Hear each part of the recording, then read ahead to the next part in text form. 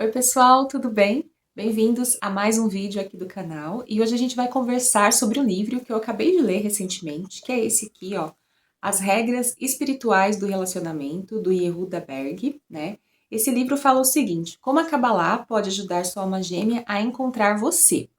E ele fala assim: se você busca relações divertidas de curto prazo, simplesmente deixe acontecer. Mas para um compromisso duradouro, você precisa conhecer as regras do jogo.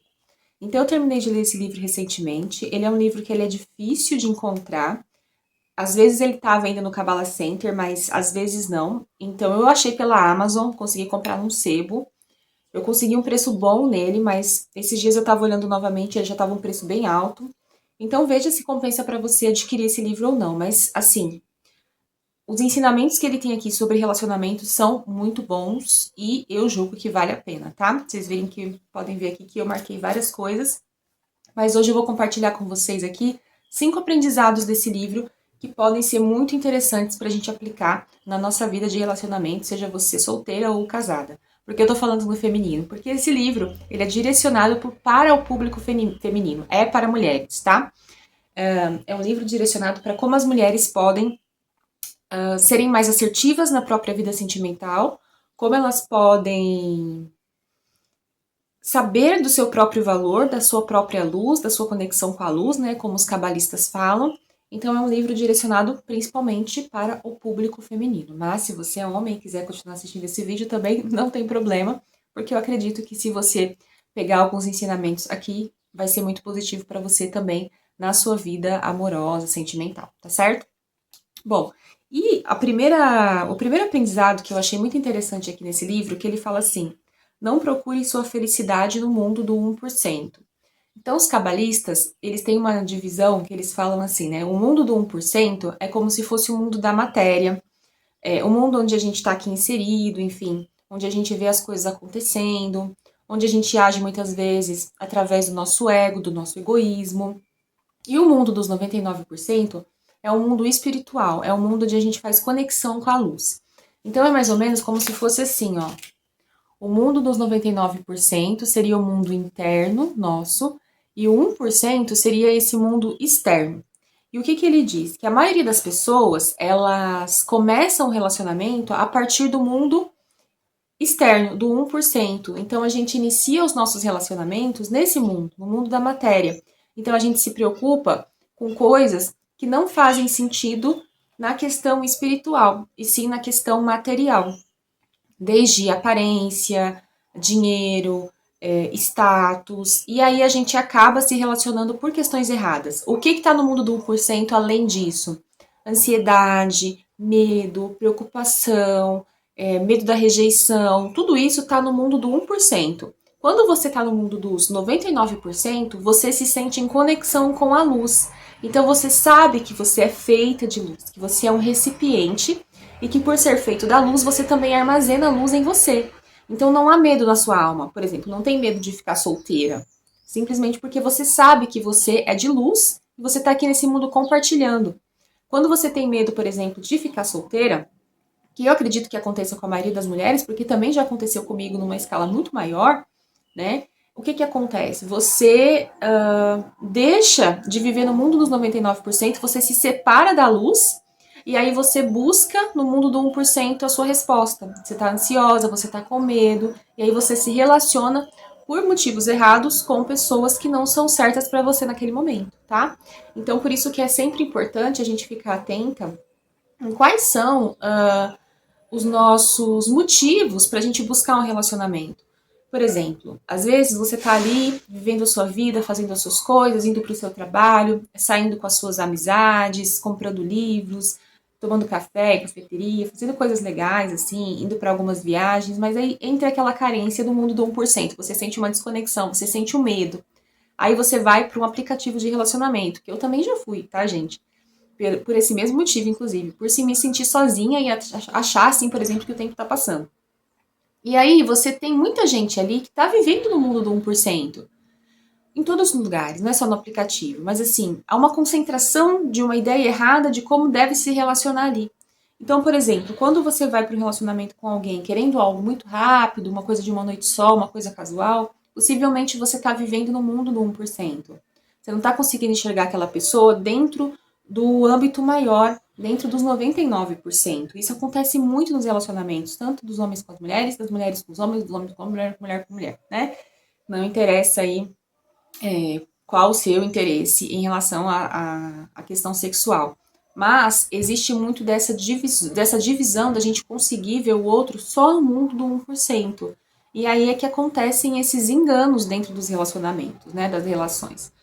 Então, ele fala pra gente buscar nossa felicidade nos 99%, que é quando a gente tá com essa ligação, com essa conexão com a luz, né, com Deus dentro de nós.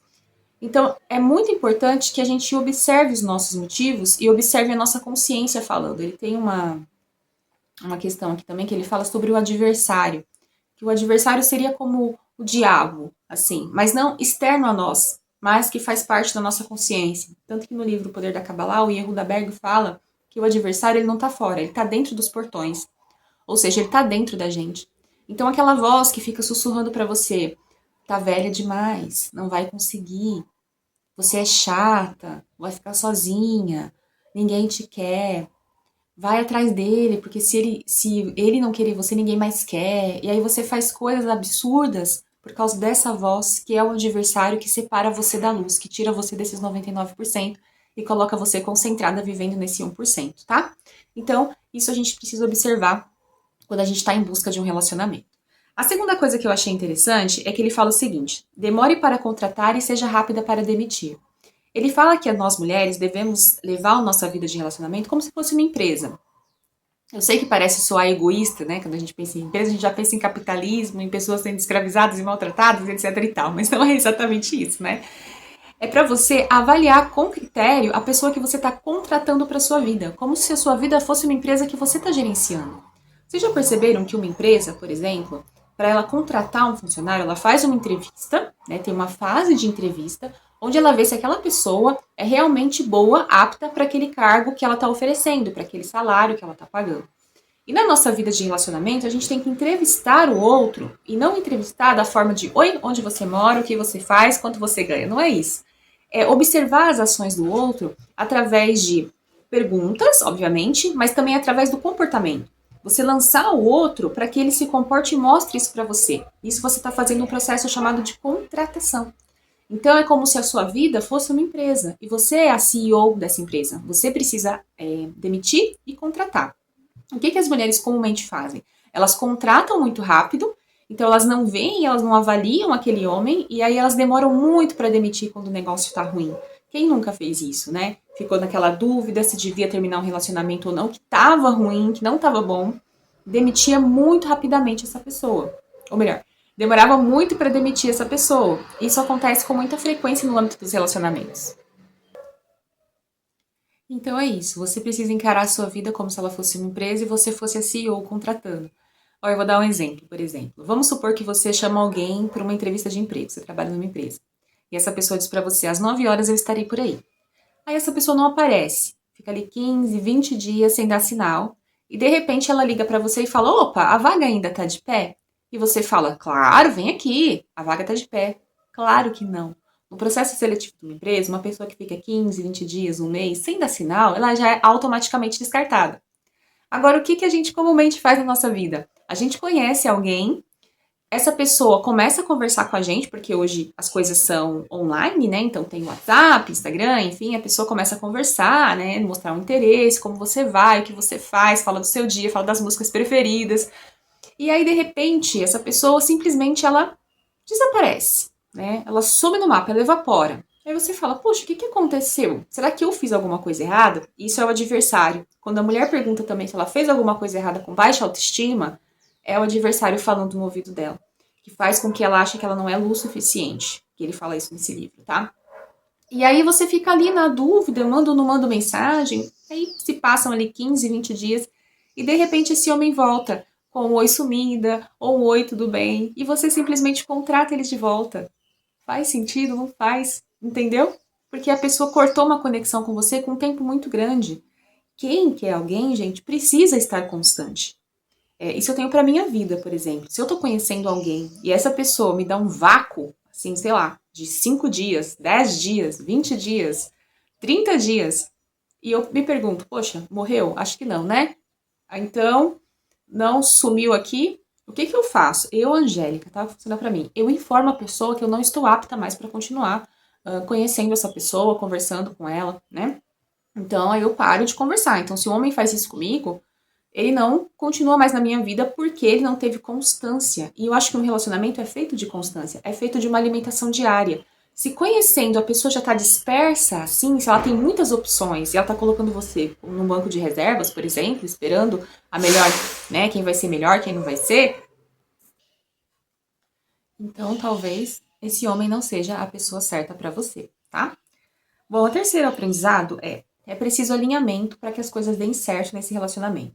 O Yehuda Berg fala que a gente precisa de 3 pontos em alinhamento para que o relacionamento dê certo, para que ele caminhe para o futuro a dois aí compatível, bem estabilizado, bem integrado. O que seriam esses 3 pontos? O primeiro é que o casal precisa ter os mesmos valores e objetivos, né? Valores e objetivos semelhantes. Eles têm que estar na mesma direção.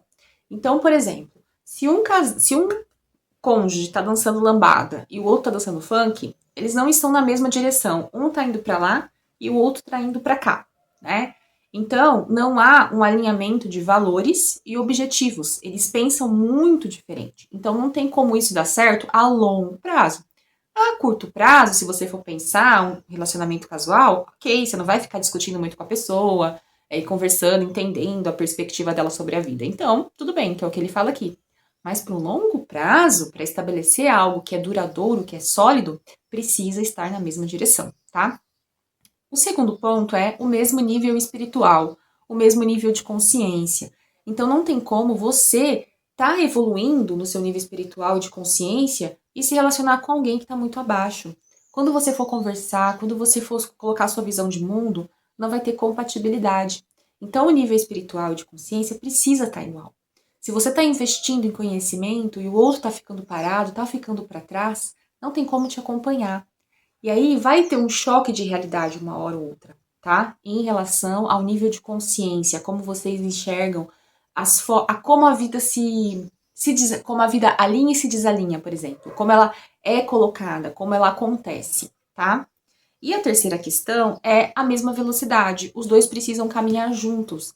Se um tá indo muito à frente, o outro tá muito atrás, não vai dar certo. Então precisa estar aqui, ó, equilibrado, os dois caminhando juntos em direção a um objetivo que é próprio do casal. Claro que cada um pode ter os seus objetivos em separado, né? Por exemplo, profissionalmente eu quero chegar aqui, profissionalmente eu quero chegar ali. Mas como um casal, como família, como vocês estão alinhados? Vocês precisam estar seguindo ali na mesma direção e na mesma velocidade, que é isso que ele está falando. Vocês precisam caminhar juntos. Então, isso aqui é um alinhamento para que o relacionamento dê certo. Então, quando você estiver se relacionando, repara se vocês têm valores e objetivos semelhantes, se vocês têm o mesmo nível espiritual, o mesmo nível de consciência, tá? E se vocês estão caminhando na mesma velocidade, se vocês querem as mesmas coisas. Às vezes você está se relacionando com um homem, sei lá, 2, 3 anos, você quer se casar e esse homem não quer. Ele demonstra em ações. Às vezes os homens, eles não falam para não deixar a gente assim magoada porque eles não conseguem lidar com isso, né? Da mulher chorar e falar. A maioria deles não tem esse preparo emocional, principalmente porque a maioria vive no mundo do 1% e não tá canalizando luz suficiente, que é o que o cabalista fala, né? E aí o que que acontece? Eles vão fazendo por ações para que você perceba. Então você precisa observar as ações de um homem, não aquilo que ele faz. É muito importante, gente, todas as vezes, não o que ele fala, né? Desculpa. Todas as vezes que você está se relacionando, observar como esse homem age com você. Qual é a direção que ele está indo? Qual a velocidade que ele está indo? Ele está acompanhando você? Ou ele está muito à frente e você muito atrás? Ou de repente, talvez você não queira casar e esse homem quer se casar. Você vai ficar com esse homem? Então, é muito interessante você observar a velocidade, tá? Então, observar valores e objetivos, nível espiritual, né? A mesma velocidade. Vocês estão caminhando juntos na mesma velocidade? Isso é interessante, tá? A quarta questão foi uma que eu falei até num shorts aqui, que é se você não pode apoiá-lo, ele não é o parceiro certo. Às vezes, gente, a gente acaba se relacionando com pessoas em que a gente não consegue apoiar elas de coração. Então, profissionalmente, nível e estilo de vida. Por exemplo, eu vou dar um exemplo de profissão, que ele fala no livro, né? Aqui. Às vezes você começa a namorar um policial. Nada contra, tá, gente? Namorar policial. Não é que eu tô dizendo que é isso, é o exemplo que ele dá no livro. E a gente sabe que a vida de um policial, ela é estressante, ela é perigosa, ela causa estresse pra ele, pra quem tá com ele. Você não sabe se seu marido sai de casa e volta à noite, né? A gente não sabe de ninguém sobre isso, mas assim, a probabilidade de acontecer isso com alguém que trabalha na segurança pública é muito maior, porque o risco é maior, né? E aí, você conheceu esse homem assim, ele já era policial, ele tinha essa vida. E aí você se relaciona com ele querendo que ele faça um concurso público para, sei lá, Banco do Brasil, né? Caixa Econômica, enfim. Quer que ele faça um concurso e vire bancário, mas o cara ama ser policial. Então você não apoia o estilo de vida dele, você quer que ele tenha uma outra vida para que você se sinta mais seguro e mais confortável. Então você não tá apoiando esse homem. Você não tá apoiando a escolha que ele já fez. Então ele não é o parceiro certo para você. Ele é o parceiro para uma outra mulher. Uma mulher que vai conseguir apoiar e que vai conseguir ser feliz do jeito que ele é. Ou, de repente, ele tem um estilo de vida que é muito diferente do seu. Vamos dar um exemplo. Um cara que gosta de bares, né, de jogar snooker em bar, gosta de passar final de semana tomando uma cerveja. Se você é uma mulher que gosta de uma biblioteca, que gosta de uma livraria, que gosta de tomar chá, café, né, gosta de ir ao cinema, vocês não têm o mesmo estilo de vida. Então você não apoia a forma com que aquele homem se diverte, com que ele gasta o tempo dele.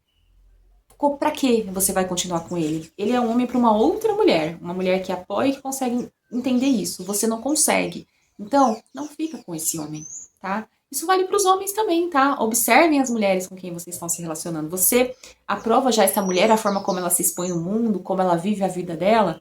Se não, não se relacione com ela. Porque senão depois você vai ficar querendo castrar, podar a mulher pra sanar uma vontade sua, um desejo seu de que aquela pessoa seja aquilo que você deseja, não aquilo que ela realmente é. Então, gente, isso é muito importante, principalmente quando a gente tá conhecendo alguém, tá? Se você já casou, aí é mais difícil, né? Aí você tem que ver formas aí de melhorar essa questão. Mas para você que ainda tá solteira, é uma ótima oportunidade para você ficar atenta a essas questões e escolher bem quem você quer para sua vida, tá bom? E a quinta e última questão é: fique consciente da sua luz e compartilhe a sua luz com o mundo. O Yehuda Berg fala aqui nesse livro que uma das principais questões que colocam as mulheres em uma desvantagem é que elas não reconhecem que elas são feitas de luz, que elas são da luz do Criador, né? A Kabbalah tem um conceito que o homem é o canal e a mulher é o recipiente. Então, o homem precisa canalizar a luz e compartilhar com a mulher, que vai armazenar essa luz, e juntos eles vão compartilhar a luz no mundo. Se o homem não consegue canalizar essa luz, é como se ele se tornasse uma tubulação oca, não está passando luz, né? E aí ele não consegue compartilhar com o recipiente, que é a mulher. Porém, a mulher acha que ela precisa da luz desse homem para se transformar no mundo, para ser aceita no mundo. Porém, o recipiente dela já tem luz armazenado, porque na verdade ele é feito da própria luz. Então, quando você é consciente de que você já é feita da própria luz, que você já tem luz suficiente, você não necessariamente precisa de um relacionamento. Você vai compartilhar a sua vida de uma outra forma até que isso faça que o relacionamento chegue até você. Ele fala aqui na última página do livro o seguinte, ó, eu até grifei para vocês. O que eu espero é que você e todas as mulheres reconheçam a luz que carregam dentro de si mesmas e saibam que sua própria capacidade e valor como um ser espiritual existem independentemente de qualquer homem ou pessoa. Se você tivesse a mínima ideia da força e do poder que andam com você por aí todos os dias, suas dúvidas desapareceriam e sua necessidade de um homem se dissolveria. O que sobraria seria a certeza absoluta de que você tem tudo o que poderia necessitar, aqui e agora. O desejo de compartilhar sua luz, sua certeza, sua alegria, tomaria conta de você. E saberia que seu desejo de cultivar um relacionamento com um homem tem um propósito básico de trazer luz para o seu parceiro e aos seus entes queridos e para o mundo ao seu redor. Quando você tiver atingido esse nível de consciência, terá alcançado a luz. Que todas vocês possam viver essa realidade. Então, na verdade, o nosso único propósito ao nos relacionar com o outro é trazer luz para a vida do outro, é compartilhar essa luz com o outro e o outro conosco. E a gente quer o quê? A gente quer viver no mundo do 1%, a gente quer receber do outro, né? Inclusive, ele fala aqui, a palavra Kabbalah significa receber, mas não é recebendo que você recebe a luz, é compartilhando, né? Então, ao compartilhar, você se encontra com a luz, você se encontra com essa luz que já está dentro de você e você canaliza mais luz, né, através do outro com você. Então, assim, eu achei interessante esse livro para você que gosta desse tema de relacionamentos, que de repente está solteira aí, quer aprender um pouco mais. Eu acho que a Kabbalah tem umas coisas bem interessantes. Eu pretendo estudar mais alguns livros de Kabbalah, para entender melhor. Esse aqui foi o primeiro, tá? Então, eu não entendo muito bem como funciona a Kabbalah ainda, tem algumas coisas que para mim são difíceis até de absorver quando eu leio, inclusive nesse livro, a introdução, eu achei até um pouco complicado para entender, mas é porque eu não tenho conhecimento profundo de Kabbalah, mas eu quero continuar estudando porque eu achei muito interessante e acho que aplicando essas regras aqui na nossa vida, ficando consciente do quanto a gente está se relacionando com o outro para compartilhar, né, para trazer luz para a vida do outro, para ser luz no mundo, para compartilhar com o mundo, mais consciente a gente fica também do nosso valor pessoal. Então, é isso, pessoal. Eu espero que vocês tenham gostado do vídeo. Se você gostou, não esquece, tá, de deixar o seu like aqui para ajudar o canal a crescer, a expandir aí no YouTube, e para a gente compartilhar luz com mais gente, tá? A gente se vê então no próximo vídeo. Fiquem com Deus. Tchau, tchau.